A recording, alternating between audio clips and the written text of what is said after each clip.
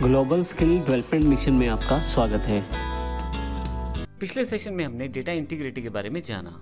इस सेशन में data integrity से जुड़े हुए एक इम्पोर्टेंट कॉन्सेप्ट नल वैल्यूज़ की हम जानकारी लेने वाले हैं।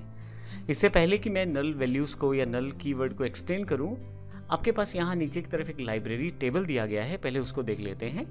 इसमें हमारे पास बुक आईडी, बुक नेम, उसके पश्चात डेट ऑफ इशू है, डेट ऑफ रिटर्न है, स्टूडेंट आईडी है जिसने इस बुक को इशू करवाया है।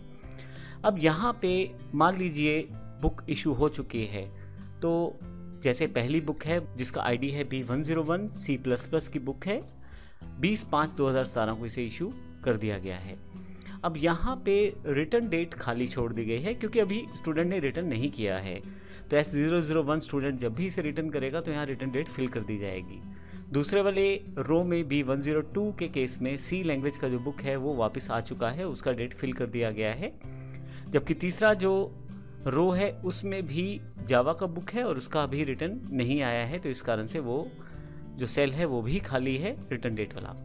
अब यहाँ पे माई सीक्वल का एक इम्पोर्टेंट रूल है कि जब भी आप इंफॉर्मेशन स्टोर करें तो कहीं भी आप स्पेस को स्टोर नहीं कर पाएंगे, यानी कि ब्लैंक स्टोर नहीं कर पाएंगे, जैसे रिटर्न डेट में हमने यहाँ एग्जाम्पल के रूप में दिया है, क्योंकि इससे काफ़ी सारे कॉम्प्लिकेशंस पैदा हो जाते हैं आपके डेटा को सिक्योर करने में, और आप डेटा को किसी बेस पे आप अपडेट भी नहीं कर पाते। हालांकि आने वाले सेशन से हम प्रैक्टिकल रूप में भी नल वैल्यू को देखेंगे, लेकिन अभी एग्जांपल के लिए मैं आपको, क्योंकि बेसिक टर्म्स की जानकारी चल रही है, तो नल वैल्यूज़ की जानकारी देना ज़रूरी समझता हूँ। तो ऐसे केस में डेटा इंटीग्रिटी को बनाने के लिए स्पेस नहीं स्टोर कर सकते, लेकिन हम यहाँ पे नल स्टोर कर सकते हैं। तो नल के लिए आपको करना कुछ नहीं है, आप यहाँ पे नल एक पर्टिकुलर कीवर्ड है जिसका प्रयोग आप कर सकते हैं। देखिए मैंने यहाँ पे NULL के नाम से रिटर्न डेट में नल फिल कर दिया है। तो डेटा इंटीग्रिटी को बनाए रखने के लिए जब भी हमें कोई ऐसा रिकॉर्ड सबमिट करना हो जहाँ पे कोई पर्टिकुलर फील्ड खाली हो, तो उसे ब्लैंक ना सेव करके हम वहाँ पे नल कीवर्ड का प्रयोग करते हैं। मैं यहाँ एक इम्पोर्टेंट बात और बता दूँ कि प्राइमरी की का जो फील्ड रहता है वहाँ पे आप नल को नहीं फिल कर पाएंगे। तो यहाँ पे ध्यान रखिएगा, प्राइमरी की जो कि बुक आईडी है हमारे पास यहाँ पे, अगर मैं यहाँ नल को फिल करना चाहूँ तो नहीं कर पाऊंगा। और ये ऐसा इस कारण है क्योंकि हम बुक आईडी को यूनिक रखना चाहते हैं रिकॉर्ड्स में, तो अलग नंबर चाहिए, वहाँ पे नल नहीं चाहिए। लेकिन बाकी जितने भी कॉलम्स हमारे पास अवेलेबल हैं वहाँ पे हम, जो कि किसी पर्टिकुलर की से बाइंड नहीं है, वहाँ पे हम नल को स्टोर कर सकते हैं।